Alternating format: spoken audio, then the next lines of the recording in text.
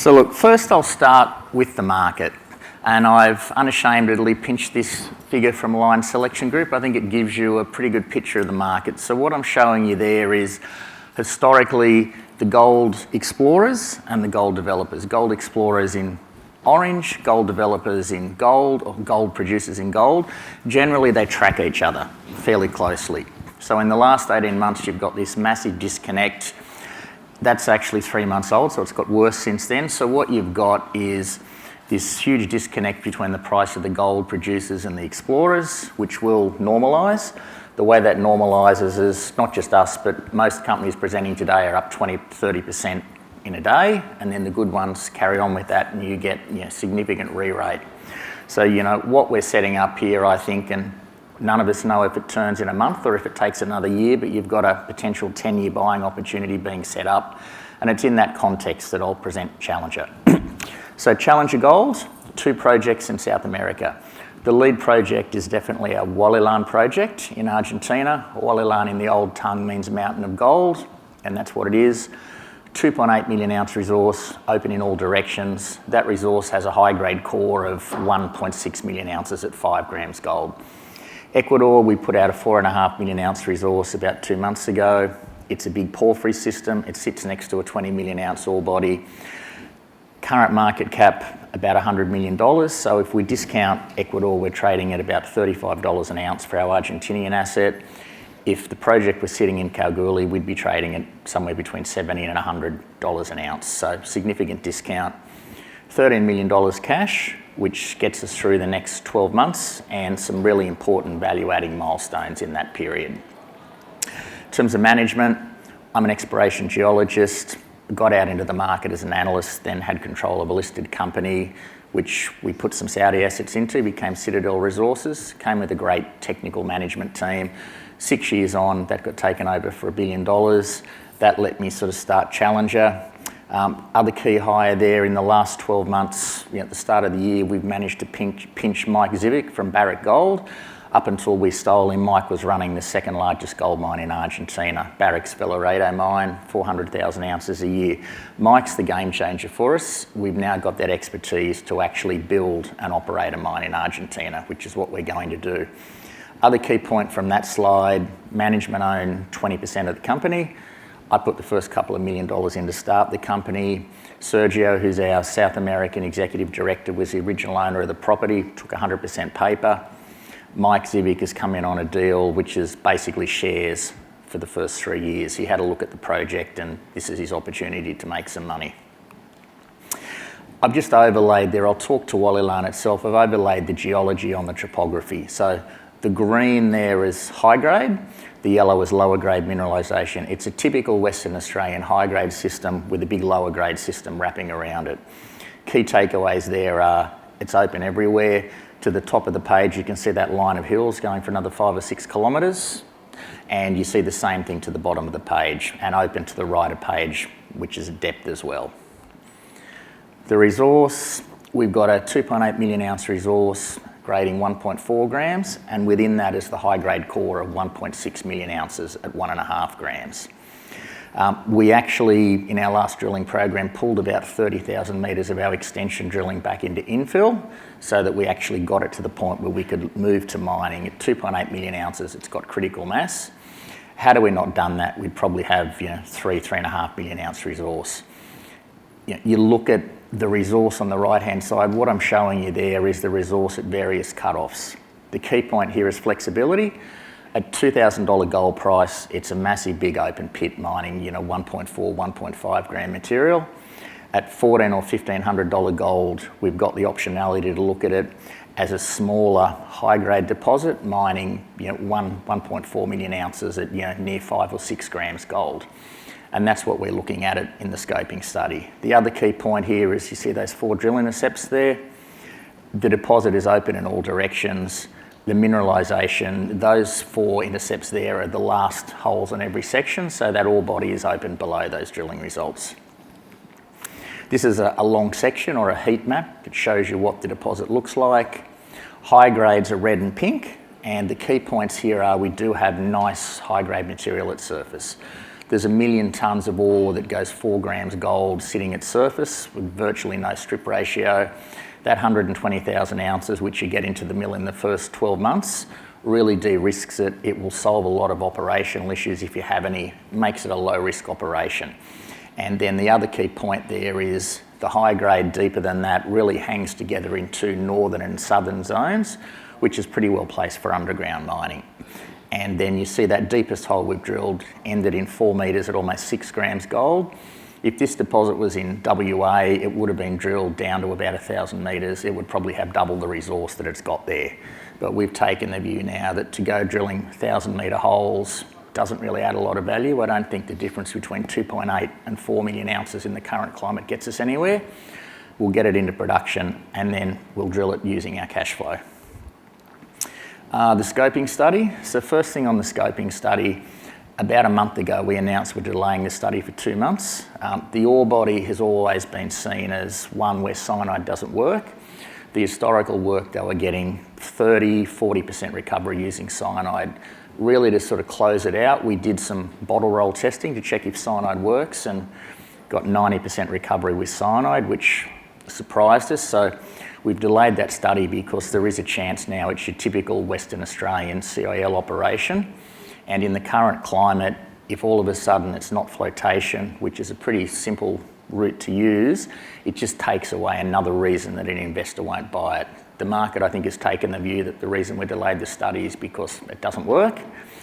In somewhere between 6 and 8 weeks, we'll get that study out and the market will see that that's not the case. You know, the scoping study, we've designed it for the current climate where capital is virtually impossible to raise. I think it needs to tick quite a few boxes. Those boxes are low upfront capital. If we come to market with something that's going to cost us $300 or $400 million to build, we'll never build it. We'll never raise the money. It's got to be low cost and have high cash flow, ideally a payback of less than 2 years, and in a perfect world, a 12-month payback.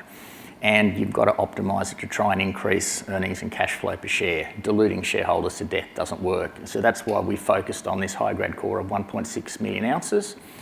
And in 6 to 8 weeks, I think when we get that study out, the market breathes a big sigh of relief and says, okay, it does work. And we have a significant re-rating event. In terms of the project, I'm just showing you the footprint. We've got 560 square kilometres around the project. Everything orange is us, the blue is Newmont. And the reason we've got that footprint is 3 million ounce ore bodies don't end up in isolation. And there's been zero exploration anywhere but within that 3 kilometre trend where the known mineralisation is, up until 3 or 4 months ago when we started to explore. We've also purchased the 20,000 hectares that everything will sit on. It just takes away a couple of layers of red tape as you move into production in Argentina. And this is sort of the exciting opportunity. So what I'm showing you there is the current 2.8 million ounce resource. That's in yellow with the black outline. The pink are the underlying intrusives. So think to grey. They provide the heat source, the fluids, the engine for the mineralisation. You can see there's almost 100% correlation of the resource sits above these intrusions. On that slide there, you can see some recent surface work we've done where we've got 90, 46 gram material, 200 and 300 metres to the east of the current resource. So we'll extend that there. And then as we sort of step out, the pink on the right-hand side there are these regional intrusions that we've mapped. I'm just zooming in. So everything there in pink with yellow around it is potentially the same setting as Wallilan. You can see there the current resource in the middle of it is the only area that's been explored. We've got 30 kilometres at this same Wallilan sequence, and really up until we got into it, there'd been no work done on any of it. First results really encouraging. 10 kilometres north, we've got some 50 gram gold material at surface. You pan that and look at it under a microscope, it's really angular, which says it hasn't travelled far. How that system works is there's a big 2 kilometre diameter circular feature. The high-grade gold wraps around the edge, and that circular feature is anomalous for copper and molybdenum. We think it's potentially the top of a porphyry system that hasn't been recognised. We're shooting some ground magnetics over that now, so we should get that data back in a couple of weeks and that will tell us. And then 2 kilometres north, we've got some 26, 27 gram material at surface. That's actually some old workings. Now that we've got into it, there's a series of old workings that go from 2 kilometres north of the resource boundary all the way. and we've got something similar that's developing south. So, we've got 2.8 million ounces in 3 kilometres, and we now know it extends another 2 kilometres north and 1 kilometre south. And watch this space. We've got some really interesting targets developing there that should be defined in the next month, further away from the mine area. I'll quickly touch on Ecuador before I wrap up. Ecuador, we're southern Ecuador, we're coastal. We sit next to a 17 million ounce ore body in a TSX listed company called Lumina Gold. Lumina's capped at $200 million. We put out a 4.5 million ounce resource about 8 weeks ago. It's a porphyry system, it's low grade. I understand that right now the market's not valuing that, so the smart thing to do is to park this up, which is what we'll do. That 4.5 million ounces came from that area in the black box, which is 2.5 of the 7 main anomalies where we've got better than 500 metres of mineralisation. You can see some of those drill intercepts there. Those 4 drill intercepts are from 4 of the other anomalies that aren't in the resource, so we'll end up with 15-20 million ounces, the same as Cangrejos. We've been to their core shed, they've been to ours, it's the same system, we've got the other half of it. What are we doing in the current climate? We've got that high-grade core of the mineralisation. We've got 1 million ounces that is in a discrete high-grade zone that goes 1.2 grams gold. The way it works in Ecuador is the mineralisation generally outcrops as a big hill, which is what we're seeing here. The purple zone there is the high-grade core. Unfortunately, unless we get a helicopter rig, it's difficult to get to the top 300 metres of that steep hill and drill it out. So we're doing what you call surface rock saw channel sampling. So along the same lines we've done drilling, we get a team that clear it down to bedrock, if bedrock's there. They then cut 2 samples in the rocks with rock saws, about 4 inches apart, chisel it out. You get something that's just like a drill core, except it's square, not round. You treat it in the same manner, and it can be used the same way as a drill core. We've got results back from the first 2 of these dozen lines over the top of the high grade, and we've got 15.7 metres at 1.8 there. Another one we've got, I think it's 9 metres at 12.6. So that high grade mineralisation does go all the way to surface, and in our coming resource upgrade we'll be able to extend it up there. Why is that important? Because if we've got a 200 metre by 200 metre by 200 metre block of high grade we haven't got into the resource, that's got the potential to increase that high grade core by another 50%. You've got next door who've got their 17 million ounces and they're mining 0.7 gram material from day one. If we can put 1.5 gram material in their mine plan, it makes their project far more valuable. It makes what we've got far more valuable.